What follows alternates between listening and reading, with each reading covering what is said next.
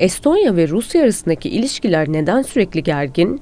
Yoksa tarih tekerrür mü ediyor? Tarih sahnesinde defalarca karşı karşıya gelen bu iki komşu günümüzde de jeopolitik çekişmelerin odak noktası olmaya devam ediyor. 1940'da Sovyetler Birliği'nin işgaliyle başlayan derin yaralar 1991'de bağımsızlığını kazanan Estonya'nın kolektif hafızasında hala tazeliğini koruyor. Peki bu tarihi düşmanlık günümüz ilişkilerine nasıl yansıyor? Profesör Doktor Sayın Altuğ Derman Hoca'nın görüşleriyle Rusya-Estonya ilişkilerine bakacağız. Videoya geçmeden önce kanalımıza abone olabilir, beğen tuşuna tıklayarak bize destek olabilirsiniz. Estonya-Rusya ilişkileri günümüzde oldukça gergin ve karmaşık. Son zamanlarda yaşanan birkaç önemli olay ve genel jeopolitik gerilimler bu durumu daha da kötüleştirdi. Bu gerginliğin başında iki ülke sınırındaki boy, yani Şamandıra krizi geliyor. Estonya-Rusya sınırı 294 kilometre. Yani kabaca hesaplayacak olursak İstanbul-Balıkesir arası bir mesafe gibi düşünebiliriz. Estonya'da yaşayan Ruslarsa nüfusun %25'ine denk geliyor. Sayısal verilere bakarsak 330 bin Rus Estonya'da yaşıyor. Rusya, Narva Nehri'nde sınır işaretleri olarak kullanılan 20'den fazla şamandırayı tek taraflı olarak kaldırdı. Estonya'ya göre bu olay kışkırtıcı. Doğal olarak Rusya'dan hala açıklama bekleniyor ama henüz gelmedi. Avrupa Birliği ise olayı kınadı.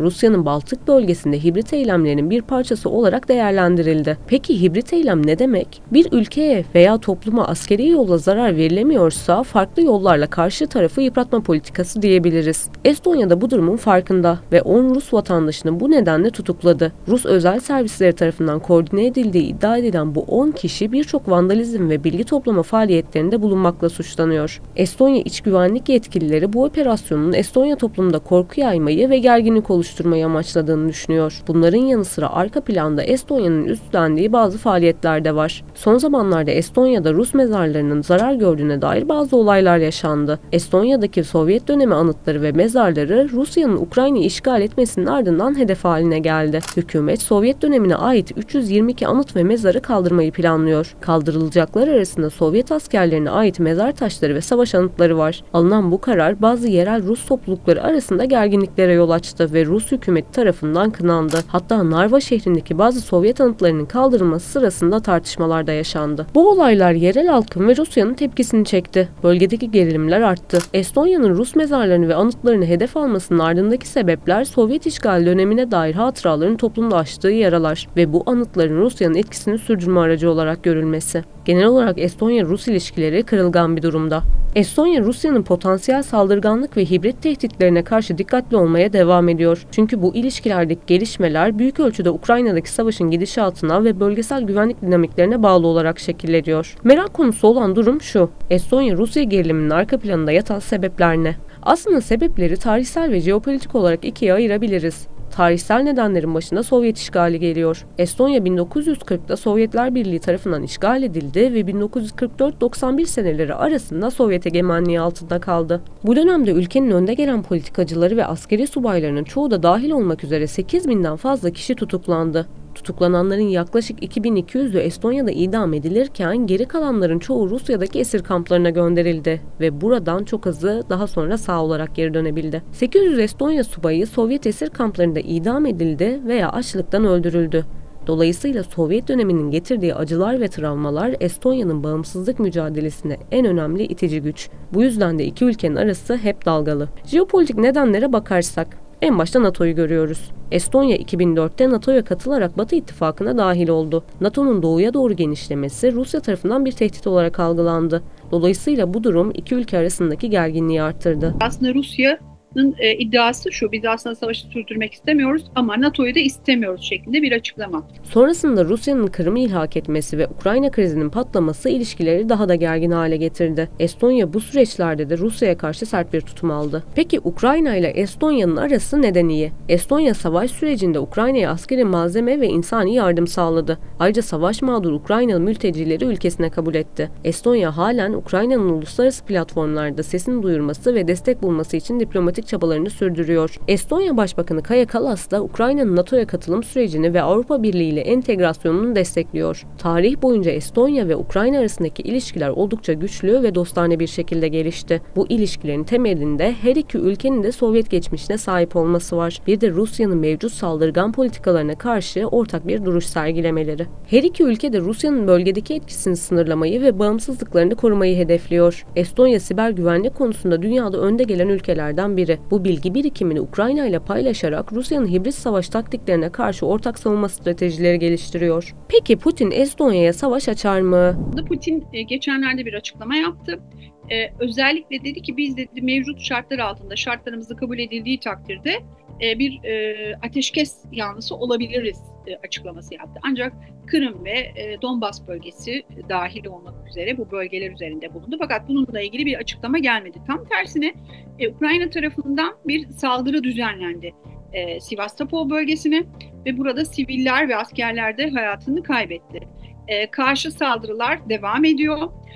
Tabii ki Putin'in özellikle bu nükleer savaş tehditinde bulunması ve bunu Baltık ülkelerinin çok ciddi bir şekilde, yani aslında Rusya'nın korktuğunu düşünmüyorum. Tam tersine Baltık ülkeleri ve Polonya gibi ülkeler korkuyorlar. Rusya Devlet Başkanı Vladimir Putin'in Estonya'ya saldırması ihtimali şu anda düşük. Bununla birlikte Estonya ve diğer Baltık ülkeleri yani Letonya ile Litvanya Rusya'nın potansiyel tehditlerine karşı hazırlıklı olmayı sürdürüyor. Estonya hali hazırda NATO'nun bir parçası olduğu için güvenliğini arttırmış durumda. NATO'nun birbirimize yapılan saldırı hepimize yapılmış saldırıdır ilkesi kolektif bir savunma mekanizması. Bu da haliyle Estonya'nın güvenliğine önemli bir katkı sağlıyor. Bu nedenle aynı anda başka bir cephede özellikle NATO üyesi bir ülkeye karşı yeni bir askeri operasyon başlatması pek olası değil. Estonya'daki son olaylar bize Rusya'nın doğrudan bir askeri saldırı yerine hibrit savaş taktikleri kullanmayı tercih ettiğini gösteriyor. Bu taktikler arasında siber saldırılar, dezenformasyon kampanyaları ve sınır provokasyonları bulunuyor. Örneğin Rusya'nın Narva Nehri'ndeki sınır işaretlerini kaldırması gibi eylemler doğrudan bir askeri saldırıdan ziyade hibrit tehditler olarak değerlendiriliyor. Peki diyelim ki bir savaş çıktı.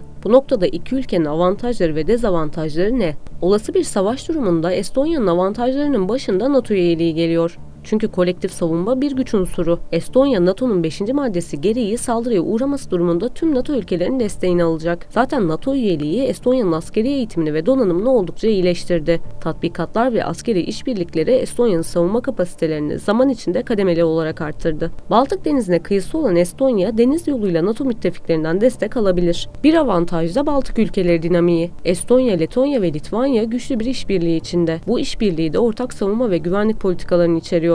Sovyet işgal dönemindeki ortak deneyimler ülkelerin birbirine destek olmalarını sağlamış. 3 Baltık ülkesi de 2004'te NATO'ya katıldı. NATO çerçevesinde gerçekleştirilen ortak askeri tatbikatlar ve savunma planlamaları sayesinde ülkeler arasındaki işbirliği güçlü. Baltık ülkeleri ekonomik alanda da güçlü bir dayanışmaya sahip. Baltık Asamblesi ve Baltık Bakanlar Konseyi gibi ortak platformlar aracılığıyla ekonomik politikalar ve projeler üzerinde birlikte çalışıyorlar. Ayrıca ortak altyapı projeleri ve enerji güvenliği konularında işbirlikleri mevcut. Baltık ülkeleri enerji alanında da işbirliği yaparak Rusya'ya olan bağımlılıklarını da azaltmayı hedefliyor. Rusya'nın avantajı ise büyük askeri güç. Büyük ve iyi donanımlı bir orduya sahip. Özellikle tanklar, topçular, savaş uçakları ve denizaltılar gibi modern askeri ekipmanlara sahip olması konvansiyonel savaşta önemli bir avantaj. Aynı zamanda nükleer gücü çok yüksek. Dünyanın en büyük nükleer silah stoklarından birine sahip. Yani stratejik caydırıcılık açısından büyük bir avantaj. Estonya'nın aksine Rusya'nın geniş coğrafi alanı savunma stratejileri açısından oldukça geniş. Düşman kuvvetlerin Rus topraklarına ilerlemesi zor ve maliyetli. Dezavantajlara gelirsek, Estonya'nın nüfusu az ve ordu küçük. Nüfusu yaklaşık 1,3 milyon, yani Samsun'un nüfusu kadar. Doğal olarak askeri personel sayısı az ve kaynaklar sınırlı. Estonya'nın büyük bir orduya sahip olamaması uzun süreli ve geniş çaplı askeri operasyonlarda dezavantaj. Bir de sınır yakınlığı meselesi var. Estonya Rusya ile uzun bir kara sınırına sahip. Bu coğrafi yakınlık nedeniyle Estonya Rus askeri saldırılarına karşı savunmasız hale gelebilir. Rusya askeri güç ve kaynaklar açısından Estonya'ya kıyasla çok daha üstün durumda. Yani olası bir askeri çatışmada Rusya'nın eli daha güçlü. Estonya'nın savunma bütçesi de sınırlı ve uzun süreli bir savaş durumunda bu bütçenin yetersiz kalma ihtimali çok yüksek. Aynı zamanda küçük bir ülke olması lojistik ve ikmal hatlarının hızlıca tıkanmasına veya kesintiye uğramasına neden olabilir. Rusya'nın dezavantajlarından biri de Avrupa Birliği yaptırımları. Ancak Ukrayna'ya başlayan saldırılardan bu yana henüz güç kaybetmiş değil. Geçtiğimiz Haziran ayında Avrupa Birliği parlamentosu seçimleri sona erdi. Ursula von der Leyen'in Avrupa Komisyonu Başkanlığı ve Kaja Kallas'ın bir sonraki Avrupa Birliği dış politika şefi olması konusunda uzlaşıldı. Bu durum Rusya'yı memnun etmedi. Kremlin sözcüsü Dmitri Peskov geçtiğimiz günlerde açıklama yaptı. Avrupa Birliği-Rusya ilişkilerinin düzelme ihtimalinin azaldığını aktardı. Sebepse belirttiğimiz gibi Birliğin kararlaştırdığı üst düzey dağılımda yer alan isimler. Peskov, Kallas'la ilgili yaptığı açıklamada Estonya Başbakanı'nın şimdiye kadar diplomatik eğilimler göstermediğini söyledi. Ayrıca şu ifadeleri kullandı. Uzlaşmaz ve hatta bazen kuduzluk seviyesinde Rusfobik açıklamalarıyla tanınıyor ifadelerini kullandı. Estonya Başbakanı Kaja Kallas ise Rusya'nın batıya karşı bir gölge savaş yürüttüğünde ısrar ediyor. Avrupa'nın yeniden silahlandırılmasını ve Ukrayna'ya çok daha fazla askeri yardım gönderilmesini talep ettiği için savaş çığırtkanı olarak anılıyor. Kallas aynı zamanda Putin'in NATO ile savaşa girmekten korktuğu yönde bir ifadede bulunmuştu. Aslında böyle bir şey olduğunu ben düşünmüyorum. Tam tersine aslında Avrupa ülkeleri biraz konforuna düşkün ülkelerdir.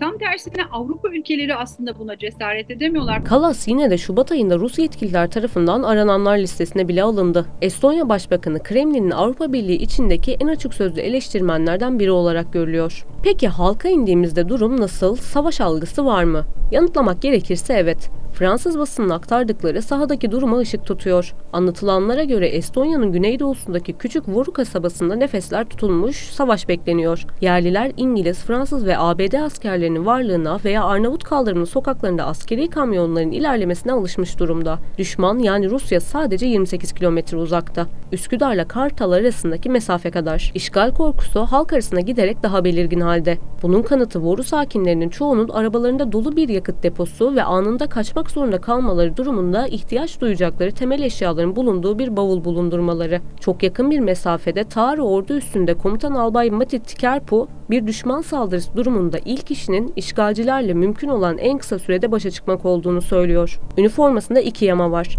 Biri Estonya bayrağı, diğeri Ukrayna bayrağı. Tağrı üstünde bir tane askeri eğitim merkezi var. NATO'nun 3 nükleer gücü olan Birleşik Krallık, Amerika Birleşik Devletleri ve Fransa'dan dönüşümlü birlikler barındırıyor. Tikerpu birkaç hafta boyunca bir işgale direnebiliriz diye tahmin ediyor ve ekliyor. Müttefik takviyeleri gelene kadar. Voru kasabasının aşağısında Rusya'ya sınır olan Luhaman'ın etrafında kameralar, sensörler ve radarlarla donatılacak sağlam bir sınır çiti inşa ediyor. Hükümet, duvarın inşasına ek olarak ülkeyi Rusya'dan ayıran 182 mil boyunca 600 sığınaklık bir ağ inşa edecek. Mayıs ayı sonunda 3 Baltık ülkesi Norveç, Finlandiya ve Polonya ile birlikte doğu sınırları boyunca koordineli bir drone sistemi oluşturmayı da kabul etti. Estonya'nın istihbarat servisleri yakın tarihli bir raporda Moskova'nın önümüzdeki yıllarda sınır yakınındaki asker varlığını neredeyse 40 bine çıkarmayı planladığını yayınladı. Estonya'nın sadece 4500 profesyonel askeri ve 90 bin yedek askeri var. Savunma harcamalarını gayri safi yurt içi hasılanın %3,5'un üzerine çıkarmasına rağmen ki NATO üyeleri arasında en yüksek yüzdelerden biri bu, ordusunda tek bir tank hatta bir savaş uçağı bile yok ve sadece 1,3 milyonluk nüfusu Rus Silahlı Kuvvetleri'ndeki asker sayısına denk. Yani Rusya'nın Estonya kadar askeri var. Birçok ülkede şu an savaş istenmiyor. Avrupa insanı biraz konforuna düşkündür ve de bu enerji monopolisi nedeniyle çok zarar gördüler. Yani o kadar zarar gördüler ki son dönemde çok ciddi pahalılıkla, enflasyon gibi bir takım tehlikelerle karşı karşıya kaldılar. Şimdi bu durumda savaşın sürmesi değil, savaşın bitmesi gerekir. Farklı Batı istihbarat servisleri Rusya'nın önümüzdeki 5 ila 10 yıl içinde bir NATO üyesine saldırması olasılığı konusunda hemfikir. Ancak yakın zamanda askeri bir saldırı beklenmiyor. Hibrit saldırılarsa devam edecek. Estonya'da yaşayan Ruslar ise nüfusun %25'ine denk geliyor. Sayısal verilere bakarsak 330 bin Rus Estonya'da yaşıyor. Rusya, Narva Nehri'nde sınır işaretleri olarak kullanılan 20'den fazla şamandırayı tek taraflı olarak kaldırdı. Estonya'ya göre bu olay kışkırtıcı.